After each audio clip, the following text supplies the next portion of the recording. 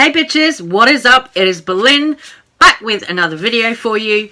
Today we're going to be getting into some tea about Nikkie tutorials. Unfortunately, it is quite sad, it's not something happy, but I don't know if anyone else has covered this yet. I think this actually might be a bit of an exclusive over here on this channel, but this is something that I think is related to the robbery that happened with Nikkie tutorials being held up at gunpoint in our own home. Nikkie, a few months ago, talked about this on Instagram. She talked about it in a YouTube video as well. Being held up, robbed at gunpoint with her fiance Dylan. It was all really, really sad for Nikkie. Awful thing, of course, to happen to anyone. It's not something that I would wish on my worst enemy. Awful time for Nikkie. Then later on, Nikkie came out in a YouTube video. She talked about the incident a little bit. She said that, the people had been caught. And as far as we knew, that was the end of that. But now the Dutch media have put out an article that is really kind of shocking and very clickbaity, I would say. Here is the screenshot of the article. So, of course, I don't speak Dutch, so I've had to translate the headline and stuff. And I've also had to translate the IG story that Nikkie Tutorials put up explaining what she was saying about the article. So, here it is. We're going to get into it, guys. So, translating Nikkie's IG story, it says, "Today is an intense day full of emotions to those who would like to talk about that content of ours." So sorry, the translation might be a bit rough because, as I said, it is Google Translate. It goes on to say, "Our personal suffering is not a clickbait, juicy opening story for a TV program or a quick tweet." Nikkie continued to say, "Every time we pass that content, it hurts.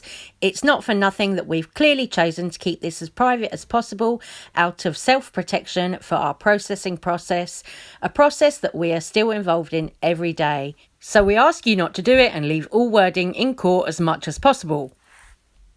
And here's the headline in Dutch and then translated into English. It roughly translates as tied up and beaten with firearms. So Nikkie Tutorials was allegedly tied up and beaten with firearms when those people tried to rob her home when she was there with her fiance Dylan. So what I get from this is the Dutch media have reported on Nikkie's robbery, but they've gone about it in a really kind of nasty, clickbaity way. And they're kind of invading Nikkie's privacy. That's what I'm getting from Nikkie's IG story. Nikkie is clearly very upset and still processing, the whole thing, the whole robbery. It's a shock. When anyone goes through that, it's a shock. If you've ever been robbed in your home, you'll know it is a shock. It is a huge, slap in the face shock. So you go through a kind of process of just mentally processing what's happened, going through the fact that there are complete strangers in your home, the fact that they're trying to get things that you've worked for. But it's just the whole violation of your privacy that's the real kicker. And anyone who's ever been robbed will know that, the whole thing of people just coming in, touching your stuff, helping themselves, leaving their footprints on the carpet, all that kind of stuff. It's that sort of violation of privacy that is the thing that's really jarring, and that's what mentally takes a lot of time to get over. So I can totally understand Nikkie's point of view in saying to the Dutch media, leave it alone. The police, the courts, they're all dealing with it. This isn't for you. I can completely understand why Nikkie would be really frustrated with that. And I do think it's bad that that publication has come out with that headline saying that she was tied up and, kind of giving out intimate details of what allegedly happened to Nikkie. If that's the case, if Nikkie was really tied up and stuff like that, then yeah, that's going to be traumatic for her, and she's going to have to recover. So, I just think that publication has really gone too far in putting that headline on. You got to think about it. Imagine you're that person and somebody writes that about you. That is disgusting. Somebody, if they come out with something that is not true, you know, or that is an exaggeration of the truth. It's really not going to do your mental well-being any good if you know, wake up, get your morning newspaper and see that. It's like, you know, it's just too much. Sorry, I've moved a little bit now. Also, the other thing that I was going to say about that, you know, that newspaper put in that shocking headline like that with, you know, potentially very intimate details of what may or may not have happened to Nikkie. You know, that could be very triggering. If you go through a traumatic experience as a human being, you need time to mentally recover from it. And think about it like PTSD. You know, if somebody is triggered about a traumatic event, what effect does it have on their mental state? You know, potentially that could make somebody do something irreversible. And I think this is where the media needs to kind of take a step back before jumping to write something just for clicks or just for shock value or just to sell newspapers. This is where the media needs to, you know, take into consideration some of the people that they write about, because you don't know what someone is going through behind closed doors. You don't know what somebody's mental state is behind closed doors. And for a publication that goes, you know, national or whatever around the country, like a newspaper, they just put out whatever they want. They just print whatever they want.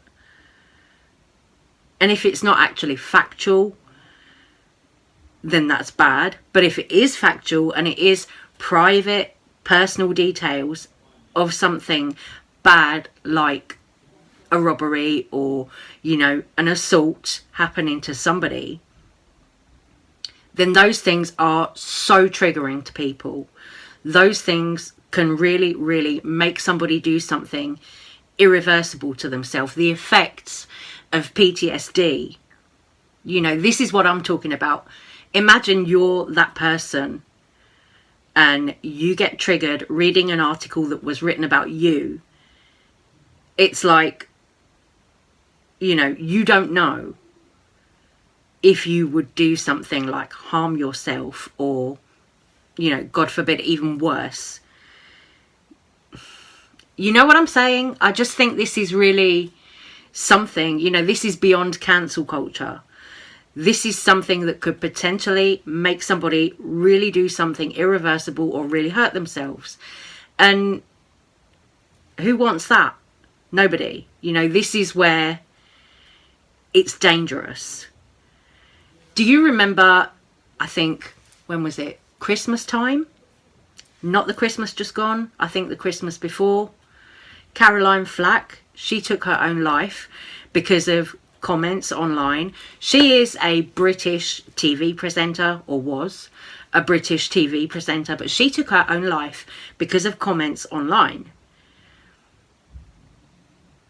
That's deep. That is serious. You know, I know nobody is responsible for anyone else's mental health, but if you're a publication and you're just going to put out something like that for clicks, for views, for likes, whatever, don't take it to the stage where it's going to damage somebody's life potentially. You know what I mean? It's just a little bit like, you know. And of course, I do realise this might sound kind of hypocritical coming from me, because yes, I'm a drama channel. I report on kind of beauty news, but some other dramas as well that happen online. So I do realise that I too sit here and talk about people. You know, I realise that I do that. But, you know, I would hope that I'm not really trying to do any real harm to anyone. You know, when I make my videos, it's never with the intention of bringing harm to anyone. You know, I kind of want to just keep it like light, you know, not too dark. Yes, I do talk about, you know, rape allegations sometimes. I do talk about things like James Charles sexting minors, but I don't ever want to make somebody hurt themselves or, you know, do anything irreversible. I never ever want to do that. But in the same breath, you know, things like the James Charles case, I'm like, if this is really happening, if James Charles is really being predatory, you know, and we've seen receipts of this young guy, Isaiah, who had receipts. He was 16 years old. He had receipts of James Charles snapping him. So in that instance, I'm like, okay, well, we've got some receipts. You know, the fact that we've got receipts and James Charles admitted it on Twitter, you know, admitted speaking to that guy, but said, oh, I didn't realize he was only 16. I'm like, dude, you've admitted it, you know. And if you admit it, if you admit that you've been sending nudes to a 16-year-old, then that's a crime. You know, that's grooming, technically. So you should have some kind of ramifications for that. You shouldn't be able to get away with that just because you're James Charles and you're well off and you're well off enough to just pay somebody off. You know, but reporting on something like Nikkie Tutorials robbery and including very personal details, I feel like that is a really, really different thing altogether. So I really feel like you can't compare the two. That's just my opinion. That is just me personally. But I'm going to stop this little video right here. So I'm going to say take care, stay safe, stay well. Let me know what you think about all the drama going on right now. And I will see you on the next one. Take care. Thank you so much for watching, guys. Bye.